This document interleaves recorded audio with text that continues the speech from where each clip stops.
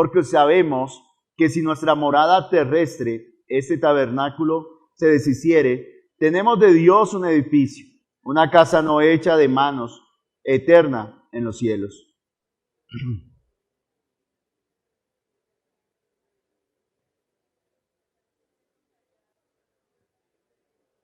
Porque asimismo, los que estamos en este tabernáculo, gemimos con angustia, porque no quisiéramos ser desnudados, sino revestidos para que lo mortal sea absorbido por la vida.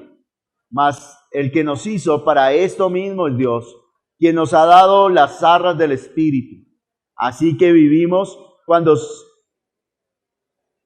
y sabiendo que entre tanto que estamos en el cuerpo, estamos ausentes del Señor, porque por fe andamos, no por vista. Pero confiamos y más quisiéramos estar ausentes del cuerpo y presentes al Señor. Por tanto, o ausentes o presentes, serle agradables. Porque es necesario que todos nosotros comparezcamos ante el tribunal de Cristo, para que cada uno reciba según lo que haya hecho mientras estaba en el cuerpo, sea bueno o sea malo.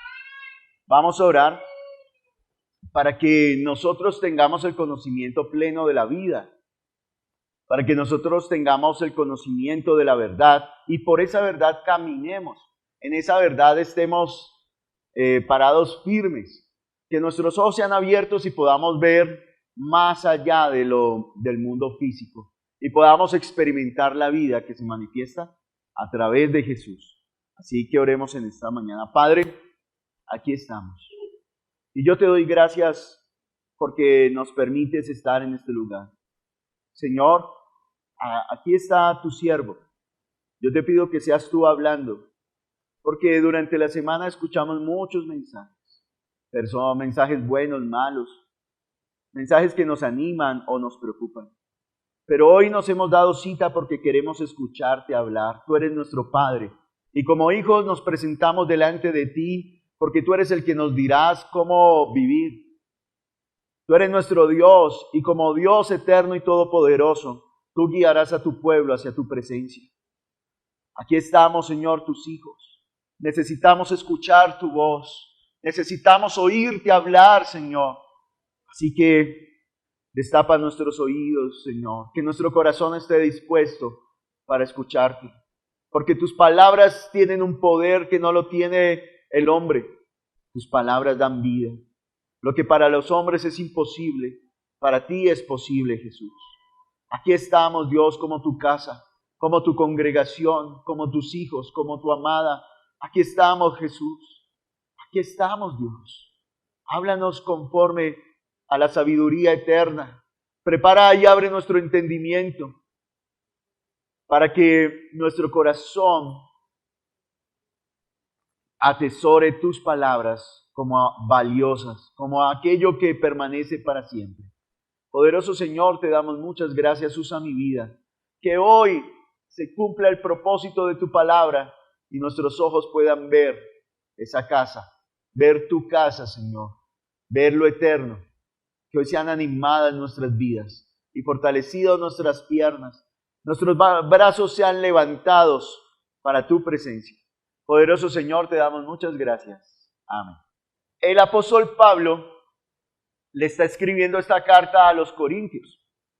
Parece que no es la segunda carta que les envía, sino la tercera. Pablo estableció esta congregación en sus viajes misioneros. Esto lo puede leer en Hechos capítulo 18. Allí nos cuenta cómo Pablo llegó a esta ciudad y comenzó a predicar el evangelio. Y luego se presentaron unos problemas, Pablo los corrige, la iglesia, los hermanos, algunos se ponen bravos con él y aparecen unos superhombres en la congregación. Pablo los llama los superapóstoles, aquellos que comienzan a hacer ver a Pablo como el menos, como el que no sabe hablar, el que es pobre, el que está sufriendo y es porque está mal delante de Dios, mientras que ellos están bien. Y entonces Pablo les envía una carta.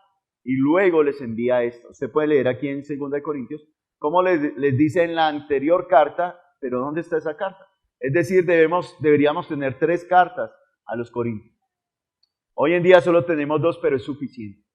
Es suficiente las palabras o los escritos que tenemos para llegar al conocimiento de la verdad. Y hay algo que Pablo les está diciendo aquí a los hermanos de Corinto y hoy hoy vamos a leerlo y quiere que también recordemos. En el capítulo 4, Pablo les está diciendo, y me gusta mucho como lo dice la versión PDT, acompáñame ahí, al capítulo 4 de Segunda de Corintios. Dice, aquí Pablo les va a dar unos argumentos o unas razones. Levanten la mano aquí los que tienen problemas. Con la otra mano, los que tienen dificultades. Los que se han sentido tristes. Los que tienen alguna molestia en su cuerpo, una enfermedad. ¿Y por qué están aquí? ¿Por qué no están en el médico? ¿Por qué no están en su casa descansando, recuperándose? ¿Por qué continúan en la vida de fe? ¿Por qué no dicen, no, pero mire, si yo creo en Dios y la Biblia dice que todos los que traían a Jesús Él los sanaba, que todos los que venían a Jesús eran libres, que todos los que venían a Jesús eran transformados? Y entonces, ¿por qué yo tengo esta condición? ¿Por qué no se ha devuelto? Y ha buscado un Dios que le dé algo mejor. ¿Por qué? Y hoy vamos a entender eso. Hoy vamos a entender la palabra, nos va a llevar a animarnos, nos va a llevar a poner nuestros pies y nuestra mirada firme sobre la roca, sobre algo que es eterno. Y entonces en la segunda carta del apóstol aquí, capítulo 4, dice que el apóstol Pablo, versículo 5, dice, no nos anunciamos a nosotros mismos, sino a Jesucristo como Señor, nos presentamos como a siervos de ustedes en nombre de Jesús. Pablo les está diciendo, miren, cuando nosotros vamos, predicamos a Jesucristo como ¿qué? Como Señor, como Rey, como el dueño de todas las cosas, como el que tiene el control, el poder y la autoridad. A Él es al que presentamos. Cuando Pablo predicaba, cuando su equipo predicaba, porque Pablo no andaba solo. Pablo tenía un equipo de trabajo y con él se iba a anunciar Pablo, Bernabé, y nos dice Silas, habían más personas que acompañaban a Pablo. Dice, nosotros no vamos a hablar de nosotros, es que yo tengo la revelación, es que yo tengo el poder de Dios, es que yo, a través mío es que usted recibe la palabra de Dios, a través mío es que usted recibe la revelación de Dios. Eso no lo hacía Pablo. Porque cuando una persona habla de sí misma, busca su propia gloria, y es decir, quiere arrebatarle la gloria a Jesús para que Él sea el que brille. Y Pablo dice que él no anunciaba de esta manera, sino que lo que él hacía era anunciar a Jesucristo. Miren, ese es el mensaje de la iglesia, el que debe brillar, el mejor hombre sobre la tierra. Cuando Lucas escribe el Evangelio, los griegos estaban buscando al hombre perfecto. Y cuando Lucas escribe el Evangelio, quiere mostrar que Jesús es ese hombre perfecto, ese hombre que no tiene comparación, ese hombre como lo describe Cantares, mi amado es el elegido entre 10,000, como Él no hay otro. Y ese es el mensaje de la iglesia, que usted y yo podamos enamorarnos, deleitarnos, gozarnos en su presencia, poner nuestra mirada en Él. Él es el único Señor, el único Dios, no en el hombre. Porque usted y yo, hoy lo vamos a aprender, Dios no lo va a recordar, ¿somos qué? Pasajeros. Hoy estamos, mañana también puede que sí, pasado mañana puede que no. Pero no sabemos cuándo vamos a partir de esta tierra, pero el que permanece es Jesús. Y dice la Biblia que Él nos guiará más allá de la muerte. Y entonces dice aquí que ese tesoro de la presencia de Dios, ese tesoro de la predicación, lo tenía en vasijas de barro. ¿Usted y yo de qué fuimos hechos? Dice que Dios tomó polvo de la tierra y creó al ser humano, le dio forma. Usted y yo somos hechos de esta tierra, por eso cuando Adán y Eva pecan, le dice, del polvo fuiste tomado, al polvo volverás. Usted y yo somos de barro. Y dice aquí, ¿para qué? Para que la gloria sea de Dios y no del hombre. Y continúa diciendo ¿Por qué no renuncio? Es decir, que como barro somos frágiles. Tenemos imperfecciones. No somos no tenemos tanta belleza o no somos tan atractivos como sería hechos en oro, en plata, en piedras preciosas. Una vasija de barro para que la gloria sea del Señor y no de nosotros. Y dice el versículo 8, por eso, aunque tengamos toda clase de ¿qué? Pablo, el hombre de Dios, el apóstol, el que manifestaba la gloria de Dios, que tenía poquitos o hartos. A veces tenía hartos, a veces poquitos. Dice la Biblia que él iba en el barco y se iba a hundir. Lo metieron a la cárcel, lo azotaron, lo persiguieron. 40 hombres hicieron un ayuno y dijeron, no vamos a comer, no vamos a probar alimento hasta que matemos a este hombre. Tenía problemas.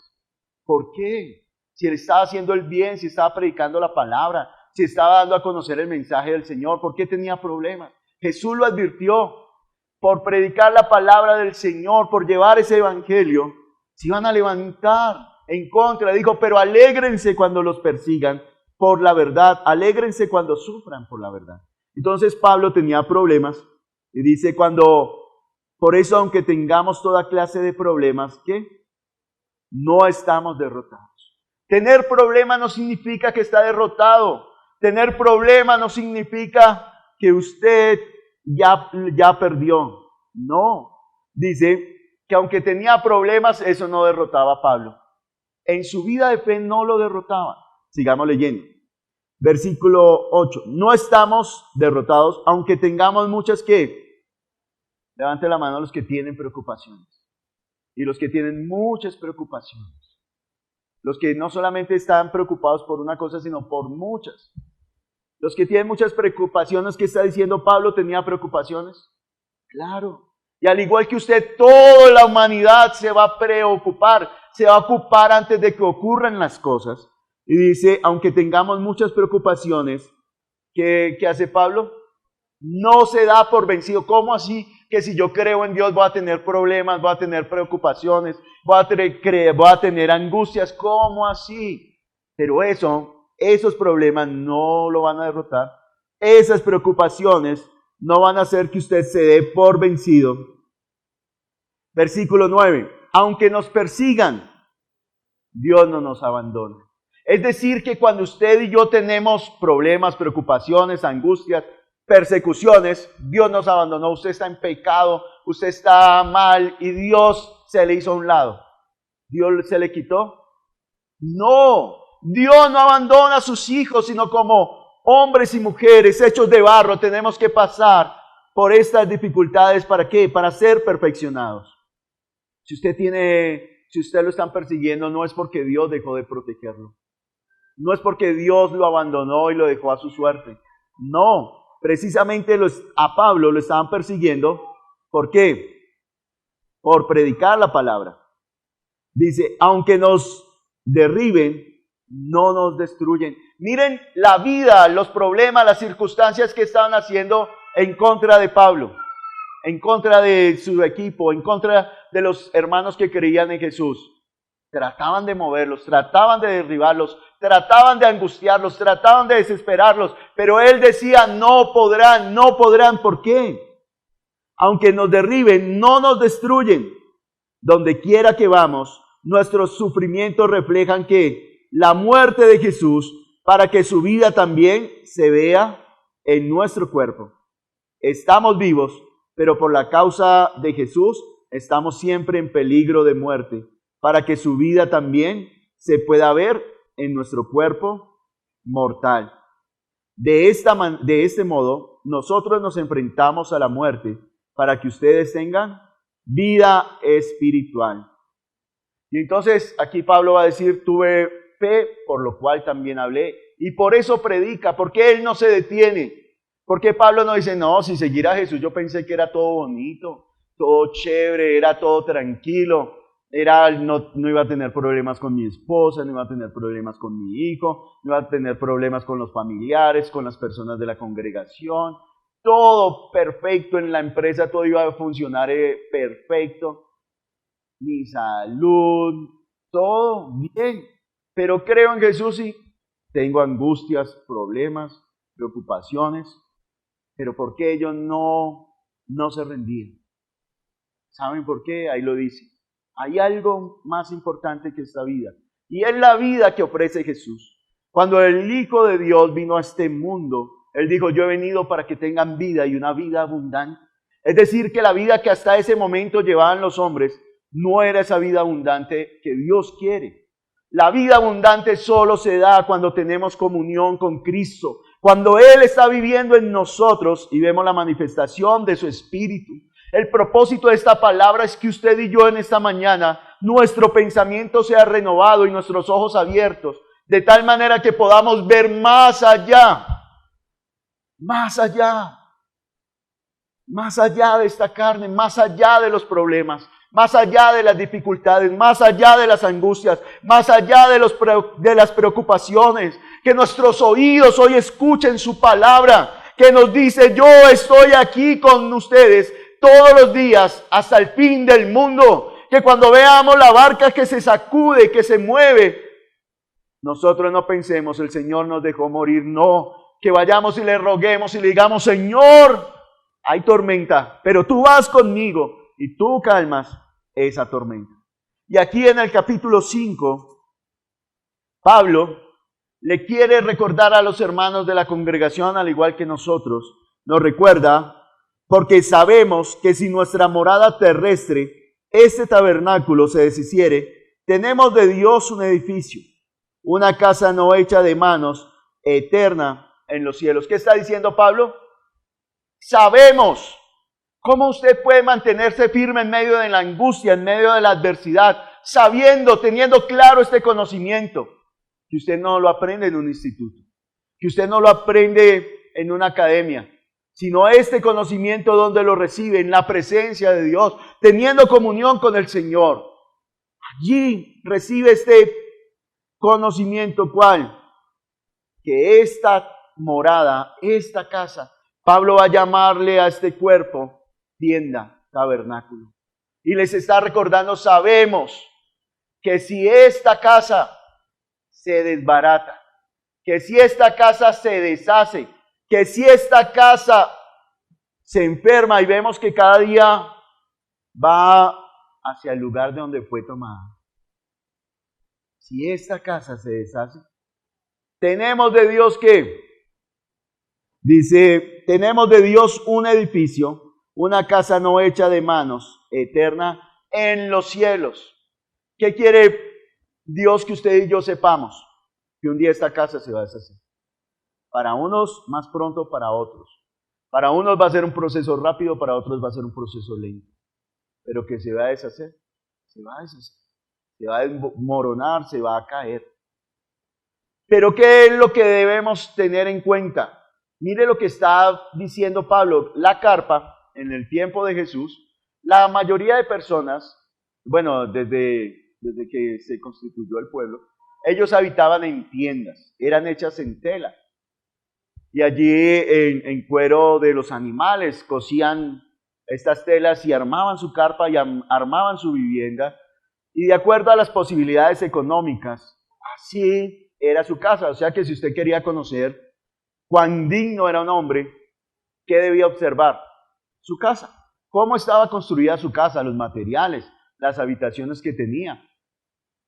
Por eso cuando Jesús está en el templo, sale del templo con sus apóstoles, estaban allí adentro y Jesús se dio cuenta de la ofrenda de la viuda. ¿Esta viuda cuánto dinero tenía? 2 blancas. Diga usted que tenía 50 pesos hoy en día. 50 pesos. Y era todo lo que tenía. ¿Y ella qué hizo? Los echó en la ofrenda. Y Jesús dijo, esta mujer dio su vida, dio lo mejor. Y salieron del templo. Y los apóstoles le dijeron, Jesús, mire esas piedras, mire esos ladrillos, mire esas piedras preciosas. Y Jesús les dijo, les aseguro que no quedará piedra sobre piedra. ¿Qué les está diciendo Jesús? Que esa casa la habían adornado tan bien, porque era dándole dignidad ¿a quién? A Dios. pero que había algo que iba a permanecer para siempre, y era que lo que había por dentro, la presencia, la comunión con el Señor, la comunión con Dios, su Espíritu. Entonces Jesús les dice, no se fijen tanto en los externos, fíjense en la comunión. Ellos debieron haber salido ese momento con gozo, diciendo, Señor, esa mujer cómo te ama, esa mujer, esta viuda lo dio todo por ti, tú vales todo, Señor. Pero salieron alabando ¿qué? Las piedras, la hermosura del templo. Y a veces nos pasa eso. Nos preocupamos tanto por este exterior, por el vestido, por el alimento, por la casa en que vivimos, que nos olvidamos de tener esa comunión con el Señor. Decirle, Señor, tú eres lo máximo, sentir tu presencia. Cuando cantamos hace un momento, tu nombre es santo. Santo es. Y en la intimidad envolverme en ti, porque no hay otro Dios. Soberano eres tú. Y aquí continúa diciendo Pablo, ya sabemos que usted y yo, cuando creemos en Jesús, entendemos que el que hizo este cuerpo, el que hizo todas las cosas, es Dios. Y Él determinó que la carne y la sangre no pueden heredar el reino de los cielos. Es decir, que este cuerpo, esta carnita y estos huesitos, tienen que ser transformados para heredar, para entrar al reino de los cielos. Él fue el que lo determinó, Él fue el que lo hizo. Así que no se preocupe si usted ve que su cuerpo se está envejeciendo. Si usted ve que su cuerpo, usted puede ver cómo el hombre ha intentado detener el paso del tiempo. Se aplica sustancias en el rostro para que no se le noten las arrugas, se hacen cirugías, pero su cuerpo por dentro sigue el proceso. Su reloj biológico sigue avanzando. Y así por fuera se vean perfectos, por dentro no tienen la misma fuerza, la misma capacidad, la misma energía. Usted y yo vamos a dejar esta tierra un día. Y dice capítulo 5, versículo 1, porque sabemos que nuestra morada terrestre, este tabernáculo, se va a deshacer. Pero tenemos de Dios, ¿qué tienen los que creen en Jesús? ¿Qué tenemos? Un edificio. Miren, cuando habla de carpa, si usted sale y ve una carpa armada allá al frente, ¿qué piensa? Nos invadieron.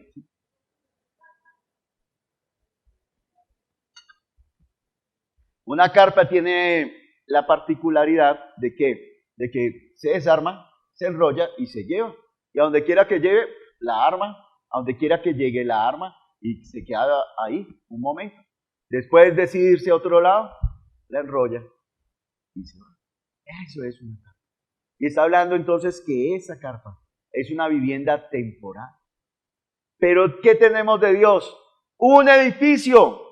Ese edificio es temporal, eterno. Usted y yo un día nos vamos a ir de este lugar y estos ladrillos seguirán ahí. Si no hacen otra obra, si no compran y ponen otra línea al metro.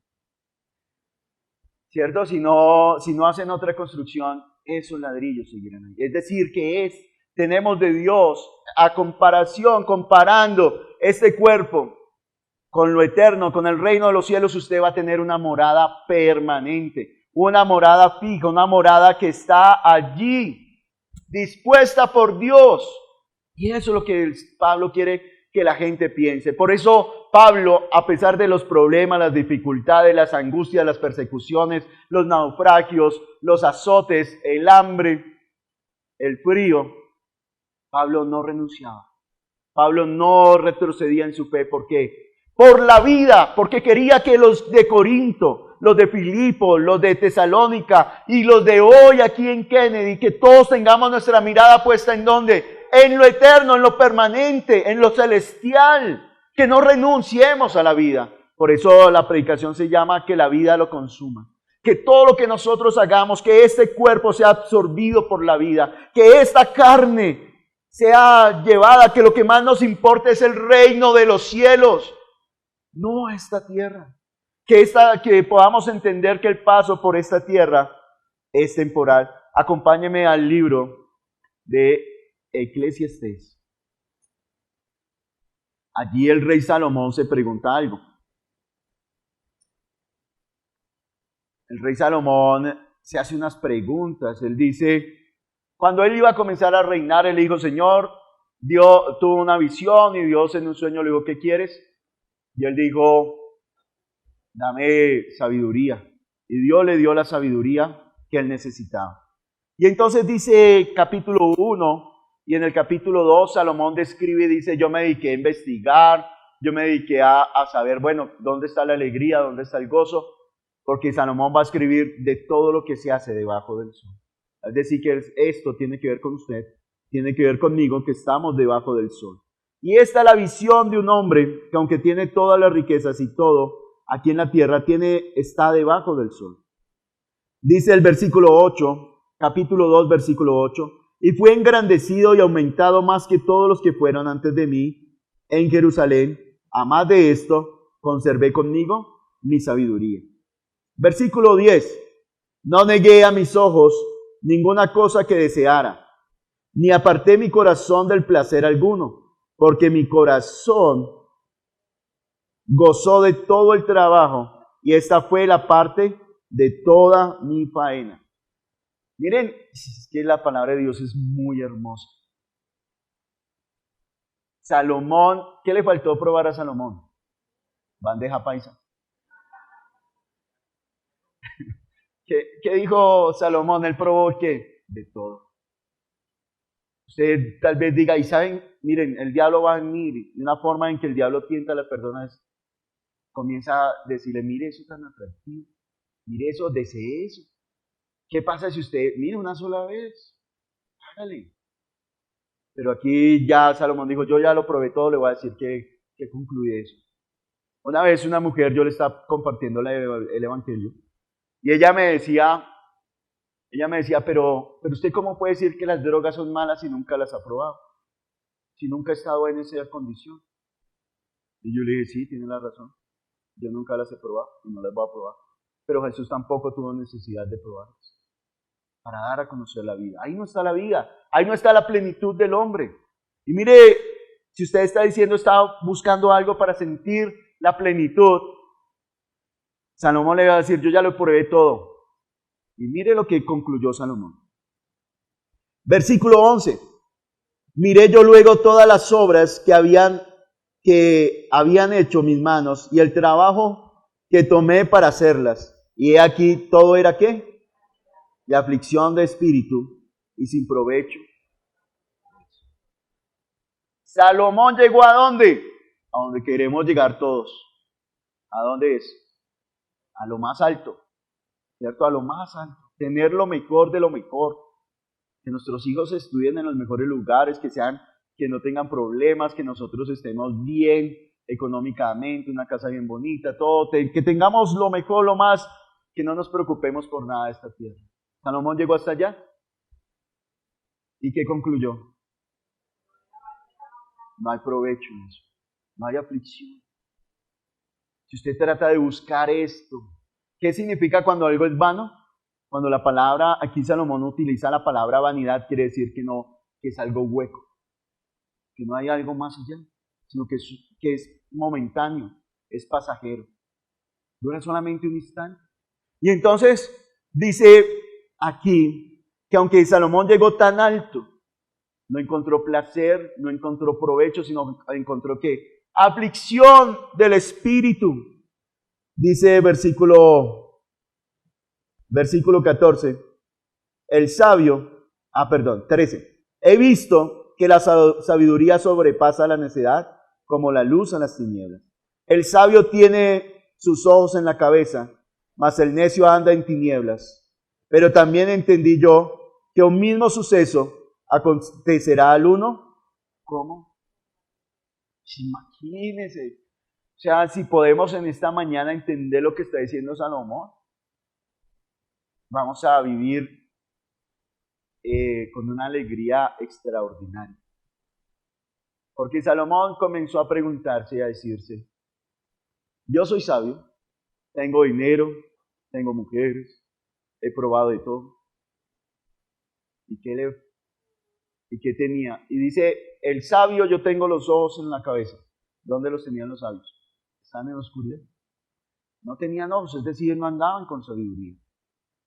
Pero dice, pero al final, al necio y a mí, ¿qué les iba a pasar? ¿Iban a qué? A morir. Y decía, entonces yo, ¿por qué me afané tanto? ¿Por qué corrí tanto? ¿Por qué me dediqué a escudriñar y a probar de todo? ¿Para qué? ¿Para qué afligí mi alma? ¿Para qué busqué? ¿Para qué? Usted puede escuchar eso en la, día a día. La angustia de las personas de preguntarse el por qué, el para qué. Si todos nos vamos a morir. Versículo 12. Aborrecí por tanto la vida, porque la obra que se hace debajo del sol me era fastidiosa, por cuantos todo es vanidad y aflicción de espíritu. Mire, está hablando un hombre que tenía todos los recursos, y si no se le acababan, pedía y le daban, porque era el rey. Pero está diciendo, todo lo que hice en esta tierra es aflicción de espíritu. Y aborrecí la vida, o sea, digo, ya no quiero vivir. Si esta es la vida, ya no quiero vivir. Versículo 18. Asimismo aborrecí todo mi trabajo que había hecho debajo del sol, el cual tendré que dejar a otro que vendrá después de mí. Y quién sabe si será sabio o necio el que se enseñoreará de todo mi trabajo en que yo me afané y en que ocupé debajo del sol mi sabiduría. Esto también es familia. Imagínense si nosotros, una persona que esté aburrida en la vida, llega aquí y lee Eclesiastés, ¿cómo sale? Mañana renuncio, no voy a volver a hacer nada, la vida no tiene sentido, todo lo que yo haga. Tengo una casa, ¿y a quién le va a quedar esa casa? Tengo una labor, tengo un trabajo, y si el que va a ocupar mi lugar, ¿será que lo va a hacer con sabiduría? No lo sabemos. Y dicen, no, entonces ¿para qué me esforcé? Si esto no me lo puedo llevar, si esto no se va conmigo. ¿Para qué me afané tanto? Si esto no se va a ir conmigo. Por eso Jesús nos aconseja, y el apóstol Pablo, aquí volvamos a 2 Corintios capítulo 5. Por eso el apóstol Pablo está diciendo, esta carpa se va a caer, lo mismo que dijo Salomón. Se van a morir. Yo me voy a morir. Pero, aunque esta carpa se deshaga, tenemos de Dios que un edificio, algo permanente, algo estable. Aquí en la tierra no la construyó el hombre. Algo eterno en los cielos. Tenemos de parte de Dios. Juan capítulo 14. En Juan capítulo 13 Jesús entendió esto. Bueno, Juan capítulo 2. Cuando Jesús llega al matrimonio en las bodas de Cana, su mamá le dice, ¿no tienen vino? Y ustedes son 13. ¿Qué vamos a hacer? Y Jesús dice, no ha llegado mi hora. ¿De qué hora estaba hablando? Juan capítulo 13. Jesús, entendiendo que su hora había llegado de pasar de esta tierra al Padre, dice que vio a sus discípulos y los amó hasta el fin. De esa hora estaba hablando Jesús. El momento de dejar esta tierra y llegar al Padre. Y desde el capítulo 13 de Juan vamos a ver las últimas horas de Jesús en esta tierra. Y dice allí en Juan capítulo 14 que Jesús se acercó a sus discípulos y les dijo, no se entristezcan, no se llenen de angustia, creen en Dios, crean en mí. En la casa de mi Padre hay muchas viviendas, hay muchas moradas, hay muchas habitaciones. Voy pues a preparar lugar para ustedes y voy a volver por ustedes. Eso es lo que está diciendo el Señor. Porque usted y yo, a pesar de las adversidades, de los problemas y de las dificultades, no renunciamos a esta palabra, no renunciamos a la vida. Porque tenemos de Dios una casa, un edificio que no va a ser temporal, sino por los siglos de los siglos, una casa eterna. Esa es nuestra esperanza, la promesa que Él nos dio. Porque ¿de qué serviría? ¿De qué serviría gastar nuestra vida en esta tierra? Si vamos a ver, como lo describe aquí Pablo en el capítulo 5, cuando se acabe esto vamos a quedar desnudos. Porque esta es la habitación de nuestra alma y de nuestro espíritu. Va a quedar un día cuando se deshaga, dice Pablo, que queremos ser revestidos. Versículo Segunda de Corintios capítulo 5, versículo 4. Porque asimismo, los que estamos en este tabernáculo gemimos con angustia, porque no quisiéramos ser desnudados, sino que revestidos, para que lo mortal sea absorbido por la vida, es decir, sea recogido, sea consumido, que nuestra vida se vea evidenciada. Salomón dijo, cuando yo me muera, ¿qué será de mí? ¿Qué será de todas mis riquezas? ¿Qué será de todo el trabajo? Pero usted y yo sabemos, ¿qué será de nosotros? ¿Qué va a hacer? Dice que la vida va a absorber ¿qué? Esto mortal. Usted y yo, en usted y en mí se va a manifestar esa vida. Versículo 6. Así que vivimos confiados siempre y sabiendo que entre tanto que estemos en el cuerpo, estamos ausentes del Señor. O sea, mientras que vamos en esta tierra, a veces pareciera que Dios no está con nosotros. Tenemos problemas, dificultades y estamos lejos del Señor. Y Pablo lo va a decir en otro momento. Dice, yo quisiera ya estar allá con el Señor, pero no sé qué escoger, si irme ya o esperar a que el Señor me llame y usar ese tiempo para seguirles anunciando la verdad. Seguir anunciando la vida. Seguir mostrándoles que Jesús no miente. Seguir diciéndoles que Dios no engaña. Que todo lo que el Señor ha dicho se ha cumplido y se seguirá cumpliendo. Eso es lo que quiere en esta mañana la palabra. Que usted y yo pongamos toda nuestra confianza en Dios, no en el hombre.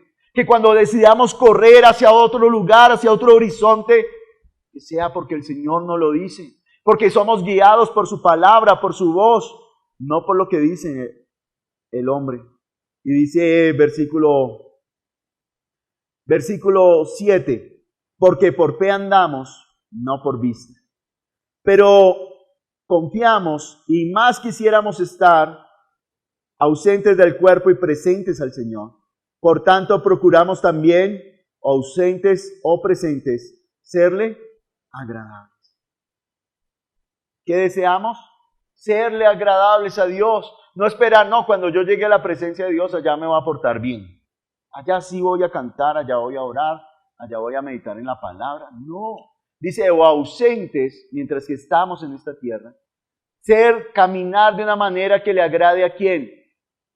Al Señor, a nuestro Dios, a nuestro Rey. Versículo 5.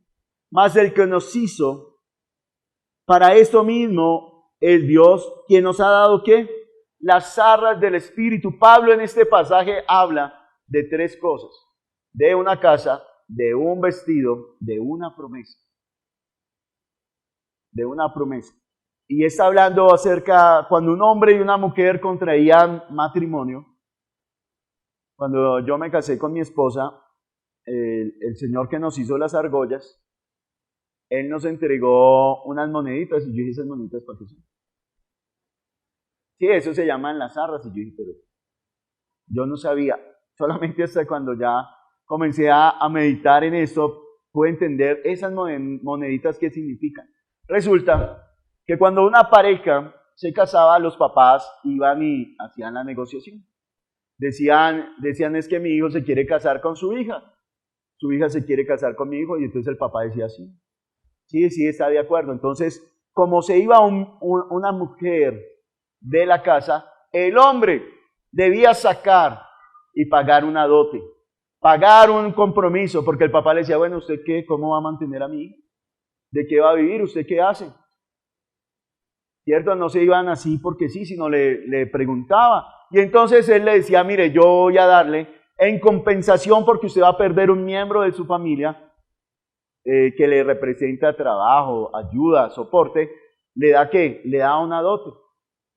Y el papá, esa dote no era para el papá. El papá tenía que guardarla, invertirla. ¿Para qué? Para que en caso de que su hija quedara viuda, eso era lo que le iba a sostener. Que si su hija se divorciaba, de ahí era lo que tenía el papá. Solamente administraba eso y podía hacer que creciera, pero no podía gastarse ese dinero. Entonces, en el matrimonio, ya en la celebración, lo que hacían era coger esas monedas que eran de oro o de plata y se las colocaba en la mano, el esposo se la colocaba en la mano a la esposa, diciéndole que ella era, que confiaba toda su vida en ella. Por eso un matrimonio que comienza con capitulaciones, con compromisos de que este es mi dinero y ese es su dinero, ya comenzó mal. ¿Por qué? Porque allá hay una división. Mientras que ahí el hombre toma ese dinero y le dice, mire, yo voy a sostenerte. Y el hombre hacía una declaración legal en la cual se comprometía a darle a su esposa, darle ¿qué? Un techo, darle seguridad, darle alimento y darle vestido. Y eso es lo que está diciendo aquí el Señor. Dice, mas Él nos hizo para esto mismo, pues nos ha dado las arras del Espíritu que nos dio el Señor, la garantía de ¿qué? De que obtenemos, de que vamos a estar con Él, que Él va a regresar por nosotros, que Él nos desposó como su amada, como su iglesia, y que Él nos va a dar la vivienda, el vestido y la comida. Él es nuestro Señor y Él no miente. Y dice que nos dio la garantía. ¿Y cuál es esa garantía? El Espíritu Santo. Dice que este Espíritu es el que nos guía, el Santo Espíritu de Dios, a toda la verdad. Y es el que nos recuerda, el Señor no miente, el Señor es todopoderoso. Versículo dice aquí que nosotros gemimos, ¿para qué? Para ser absorbidos por la vida, para estar presentes del Señor. Versículo 10. Porque es necesario que todos nosotros comparezcamos ante el tribunal de Cristo, para que cada uno reciba según lo que haya hecho, mientras estaba en el cuerpo, sea bueno. Quiere decir que todos vamos a comparecer ante ¿quién? Ante el tribunal de ¿quién? De Cristo. ¿Para qué? ¿Por qué vamos a comparecer ante el tribunal de Cristo? Para dar cuentas de qué, de todo lo que hemos hecho, sea que bueno o malo. ¿Quién nos va a recompensar? Cristo. ¿Y por qué Él es el que nos va a pedir cuentas? Porque Él es el que nos dio la vida. Él es el que nos hizo las promesas. Y hoy el propósito de la predicación es que usted y yo permanezcamos firmes en su palabra, en su verdad, en su buena voluntad. Acompáñeme a la carta a los Hebreos, capítulo 10. Usted y yo tenemos del Señor una casa, un cuerpo, el cual Él cuida y protege. Hebreos, capítulo 10. Mire lo que está diciendo aquí. Capítulo 10, versículo 34. La persona que escribió esta carta, inspirada por el Espíritu Santo, le recuerda a estos hombres que ellos recibieron la palabra y fueron perseguidos. Versículo 34 dice, porque de los presos también os compadecisteis, y el despojo de vuestros bienes sufristeis con gozo. ¿Qué les pasó a estos hombres? Se compadecieron de los presos, pero también ¿qué les pasó? Cuando les quitaron sus bienes, cuando los despojaron. ¿Por qué los despojaron? Les hicieron expropiación. ¿Por qué? Los expropiaron de sus bienes. ¿Por ser malos? Por creer en Jesús. Los persiguieron. Dice, cuando les quitaron sus bienes, ¿ellos qué hicieron? No, ¿dónde está el mejor abogado? Porque tenemos que pelear contra el imperio. ¿Lo qué? ¿Lo recibieron con qué? Con gozo. Dice, ¿por qué se gozaron? Porque le quitaron los bienes. ¿Eso no le parece contradictorio? Usted y yo peleamos personalmente cuando yo veo, en una ocasión yo vi que estaban peleando, que estaban robando a un muchacho. Y esos delincuentes, esos ladrones, se fueron hacia un lado, después venían y yo estaba ahí solo. Yo dije, ay, me van a robar. Y yo mentalmente le dije, Señor, yo no me quiero dejar robar a Joan. Entonces, uno pelea porque es de uno, porque le costó, porque lo consiguió con esfuerzo. Pero a ellos se los quitaron. ¿Y cómo lo recibieron? Eso no les quitó la alegría ni la comunión con Dios, el perder algo material. Y dice, y el despojo de vuestros bienes sufristeis con gozo, sabiendo que en vosotros que tenéis en vosotros una mejor y perdurable herencia en los cielos. ¿Qué tiene usted y qué tengo yo? Una perdurable y mejor herencia en los cielos. Tenemos algo mejor, que eso no nos lo puede robar. Eso le recuerda algunas palabras de Jesús. Hagan tesoros en los cielos, donde los ladrones, ni la polilla, ni el orín lo pueden dañar, corromper o robarse. No se lo puede. Pero todo lo que usted y yo tengamos en esta tierra, ¿qué pasa? Desaparece. Conocí la historia de una muchacha que ella ahorró durante mucho tiempo para comprarse un celular. Lo compró. Si salió del almacén y iba por el centro comercial, cuando fue a sacarlo ya se lo habían llevado. No alcanzó a usar. Ay, qué tristeza. No, tenía algo mejor en los cielos. Tenía algo mejor en los cielos. Tenía algo mejor. Por eso perder por la vida no es perder. Y dice, versículo 35, no perdáis, pues, vuestra confianza, que tiene grande galardón. Miren, a veces nos preocupamos más por lo de esta tierra y descuidamos al Señor. Pero la promesa de Jesús es que no pierda el gozo, no pierda la esperanza, no pierda la vida. Tenemos una esperanza y algo mejor. Y luego el escritor a los hebreos nos va a recordar los que caminaron por la fe. Miren, lo eterno, lo que permanece es lo espiritual.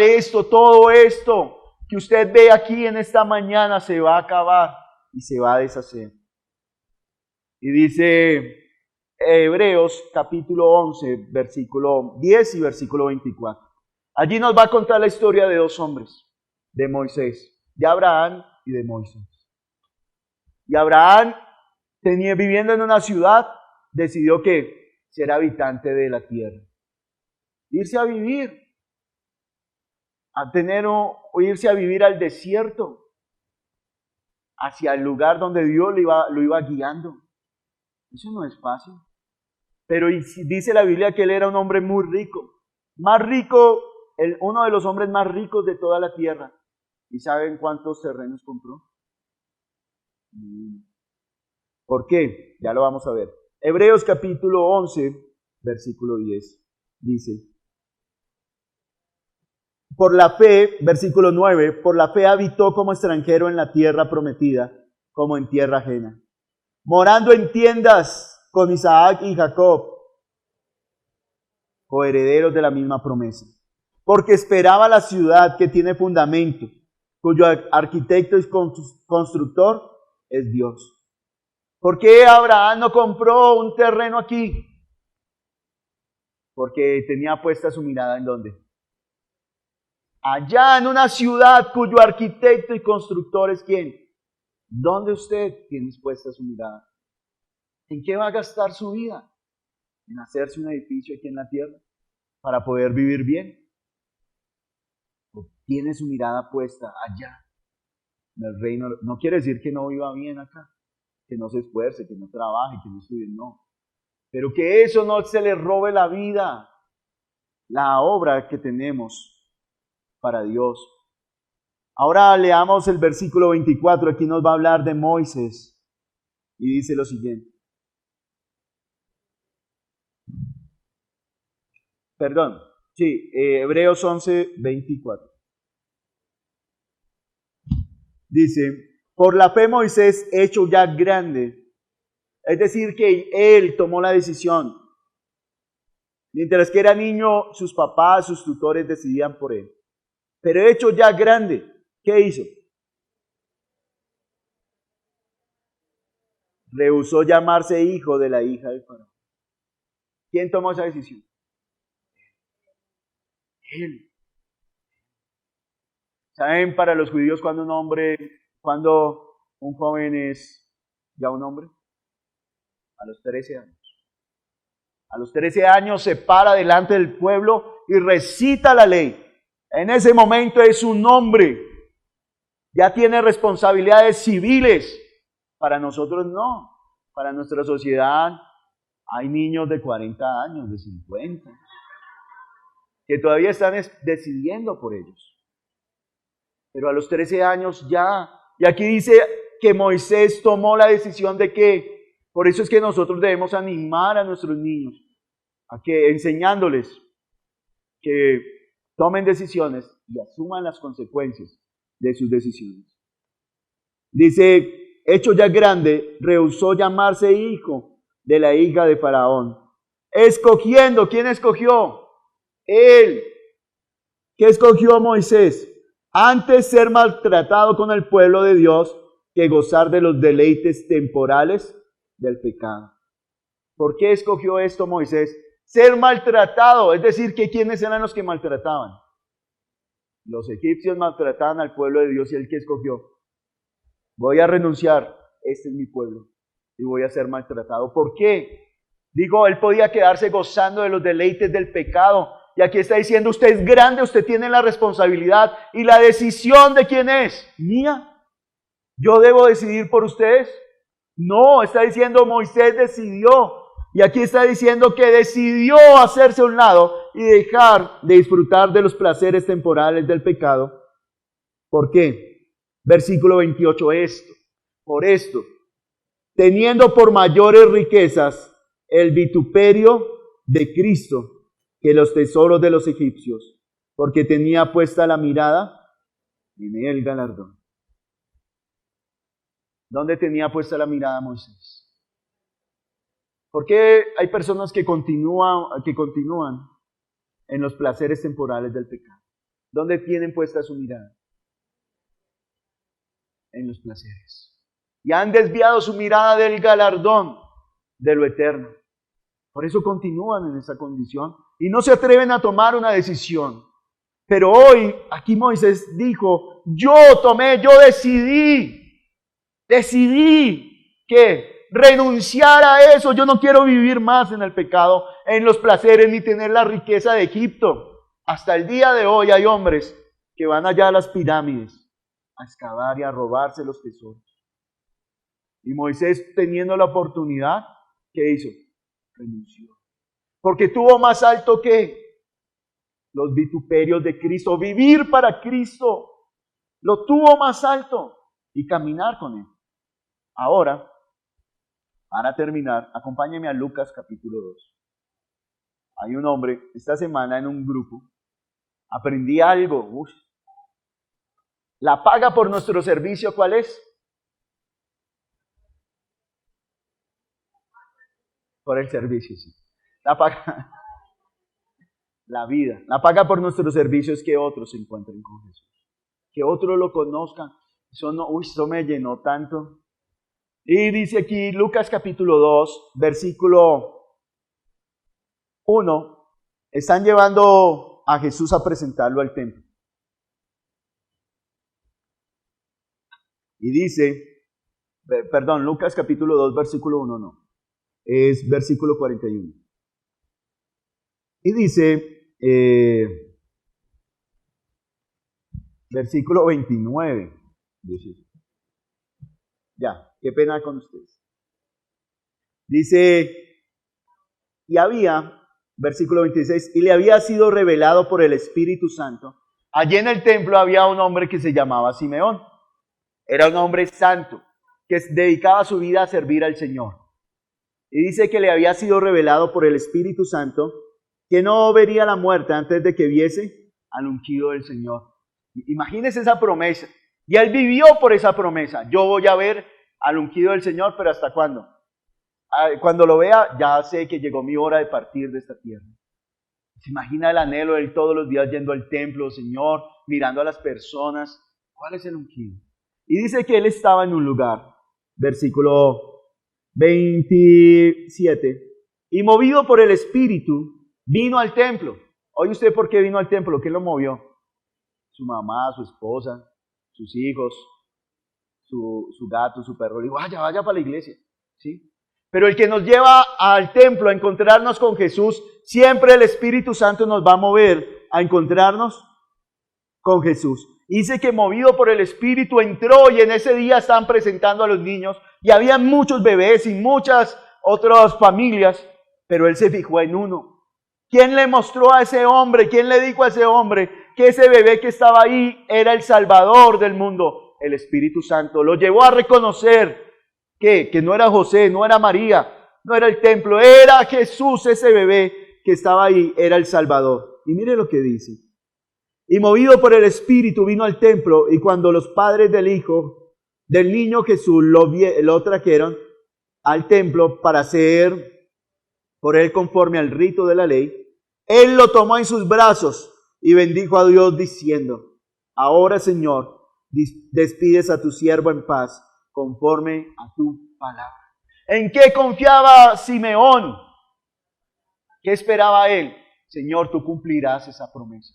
Usted y yo, ¿por qué vivimos? ¿Por qué no renunciamos a nuestra fe? ¿Por qué no retrocedemos a pesar de las pruebas, angustias, enfermedades, dificultades? ¿Por qué? Por la promesa del Señor. Él cumplirá. Él nos dio la evidencia, la garantía, la prueba de que Él va a regresar por usted y por mí. Que tenemos en la casa de Dios algo mejor, que si usted quiere vivir aquí en esta tierra mejor, en la casa de los cielos, en la casa del Padre, vamos a vivir mucho mejor.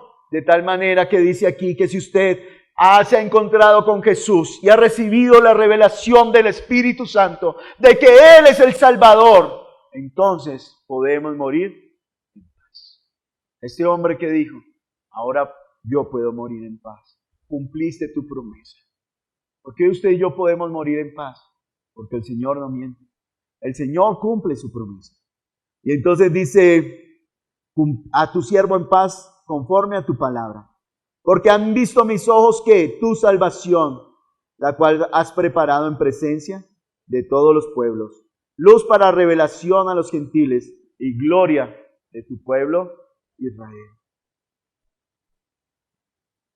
¿Por qué no renunciamos? Tenemos una casa, un vestido, una habitación, un alimento mejor. ¿En dónde? En la casa de los cielos. Hacia allá vamos, iglesia, hacia allá vamos. Hacia allá vamos. Si usted y yo tenemos problemas, dificultades en esta tierra, ¿qué podemos hacer? Dios es fiel. Dios es fiel. Y entonces, ¿por qué no le creemos? Y entonces, ¿por qué a veces lo abandonamos y nos vamos hacia un lado? Y corremos una carrera en esta vida para tratar de edificar algo que no sabemos si va a permanecer. Cuando tenemos algo seguro, algo firme, y tenemos la garantía de que así va a ser. Son las arras del Espíritu. Esa es la garantía. El Señor, el Espíritu Santo es el que lo convence de que Jesús es la verdad. Padre bueno y soberano Señor, te damos muchas gracias. Porque en medio de las pruebas, las dificultades, angustias, persecuciones, despojos, injusticias, hay cosas que no entendemos, pero no renunciamos. Porque de una manera u otra, de una manera, Señor, vivimos en esta tierra para agradarte, para que otros tengan la vida. Señor, este cuerpo un día llegará allí de donde fue tomado. Este cuerpo, Señor, volverá a la tierra. Tal vez más pronto para algunos que para otros. Pero mientras que estamos en esta tierra, vivimos para ti porque queremos serte agradables. Ayúdanos, Dios, a que esta carne no nos desvíe. Que nuestros ojos no se quiten de tu presencia. Que nuestra mirada contemple ese lugar confiando que tú fuiste el que prometiste, Dios. Y así vivimos. Padre, que nada en esta tierra nos ate y nos aleje de ti, oh Dios. Que nada en esta tierra nos aleje de tu presencia. Al igual que Moisés, al igual que Abraham, hoy queremos tomar la decisión de caminar por fe, no por lo que vemos. Caminar por la palabra, caminar por lo que escuchamos de ti. Las palabras que salen de tus labios, haz de esta iglesia, haz de nosotros la iglesia que camina por fe, no por lo que ve, Señor. Ya hubiéramos renunciado si no fuera así. Padre, que hoy sean los corazones, que hoy nuestros corazones, Señor, nuestros ánimos, que hoy nuestra vida sea renovada, fortalecida Que hoy seamos edificados en ti, en tu amor, en tu palabra y en tu verdad. Ayúdanos, Señor, a vivir siempre de tu mano, poderoso Jesús. Gracias, gracias por recordarnos. Tú no faltarás. Un día este cuerpo se acabará, pero mientras que ese llega, Señor, que vivamos para ti. Ayúdanos, que en toda nuestra vida se deposite en ti. Tú nos creaste y así nos diseñaste.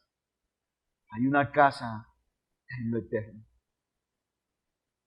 Ay, Señor, gracias por examinar y escudriñar nuestros corazones y mostrarnos qué es lo que nos impide confiar completa y absolutamente en ti.